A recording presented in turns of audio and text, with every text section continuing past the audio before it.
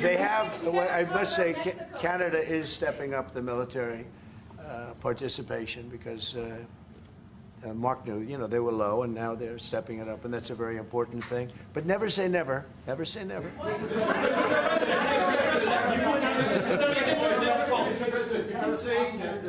What would it take to get the tariffs off of Canada?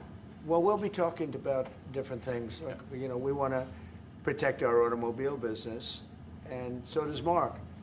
But we want to make the automobiles, and we want to, we have a tremendous abundance of energy, more than any country. We have, just in Alaska alone, Anwar has been reopened now. Anwar is probably the largest find anywhere in the world. They say it's larger than Saudi Arabia. I don't know, but it's a lot. But we have tremendous amounts of energy. Other countries don't. We're both lucky in that way. They have energy. We have energy. We have more than we can ever use and more than we could ever sell, actually. And you have the same thing. So we're two countries that are very lucky. If you look at China, they don't have that. It's a big disadvantage. Other countries, most countries don't have. Most countries don't have that. So Canada and us, we have a lot of advantages over other places. Mr. President, when you consider what Mr. Carney just said, that Canada is not for sale, does this make the discussion a little more difficult to start on? No, not at all. No, not at all. No, time will tell. It's only time. But I say, never say never.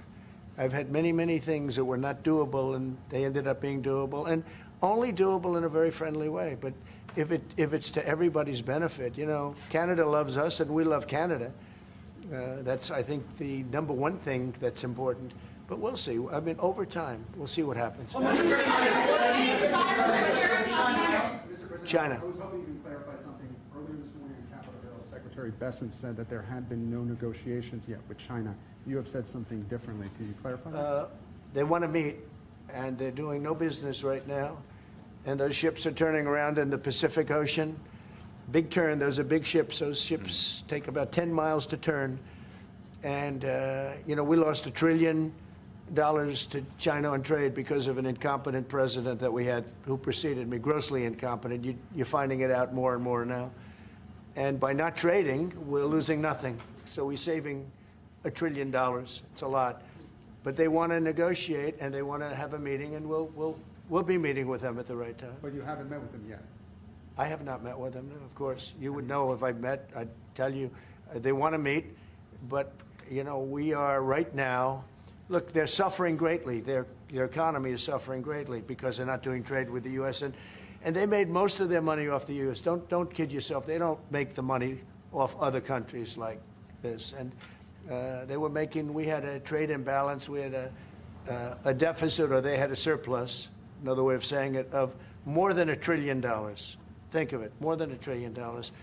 And because of 145%, that's the only reason, but because of they have now 145% tariff, there's no trading. You can't trade with 145%. We are, therefore, making, in a certain way, I guess, $1.1 trillion. In other words, we're not losing $1.1 trillion. Our deficit is much better. When I